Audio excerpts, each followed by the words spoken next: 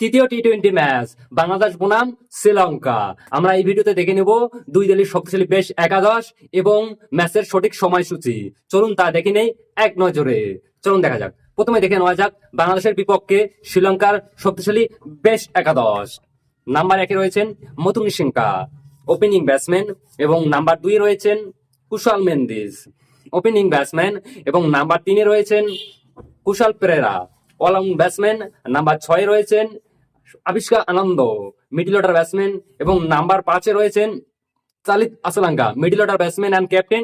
Number 6-এ রয়েছেন Dasun Shanaka, batting allrounder. Number 7-এ রয়েছেন তামিকা করোনাট, কি নাম মুখে আসে না, বোলিং অলরাউন্ডার। এবং নাম্বার 8-এ রয়েছেন জপিত আন্দাসে, বোলিং অলরাউন্ডার।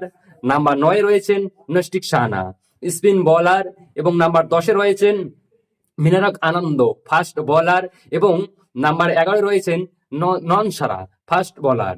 চলুন এখন দেখে নেওয়া যাক শ্রীলঙ্কার বিপক্ষে বাংলাদেশের শক্তিশালী বেস্ট একাদশ। নাম্বার 1-এ রয়েছেন পারভেজ হাসান ইমন, ওপেনিং ব্যাটসম্যান, এবং নাম্বার 2-এ রয়েছেন Tanzid Hasan Tamim, opening batsman. Number 3-এ রয়েছেন Liton Kumar Das, allround batsman and wicket keeper.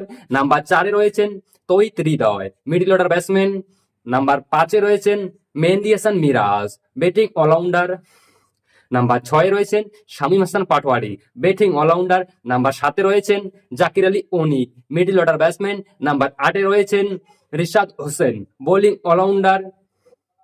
Number 9-এ রয়েছেন Mohammad Saifuddin, fast bowling allrounder. এবং নাম্বার 10-এ রয়েছেন শরীফুল ইসলাম, ফাস্ট বোলার। এবং নাম্বার 11-এ রয়েছেন মোস্তাফিজুর রহমান, ফাস্ট বোলার। এই দুই দলের ভিতরে কোন দলের বেশ একাদশ তুমি বেস্ট মনে করো এবং কোন দল জেতার সম্ভাবনা বেশি রয়েছে অবশ্যই কমেন্টে জানাবেন। চলুন এখন দেখে নেওয়া যাক যে বাংলাদেশ বনাম শ্রীলঙ্কার মধ্যখান শেষ অর্থাৎ তৃতীয় টি-20 ম্যাচের সময়সূচি এবং তারিখ। 16 জুলাই 2025, সময় সন্ধ্যা 7টা 30 বাংলাদেশ সময়।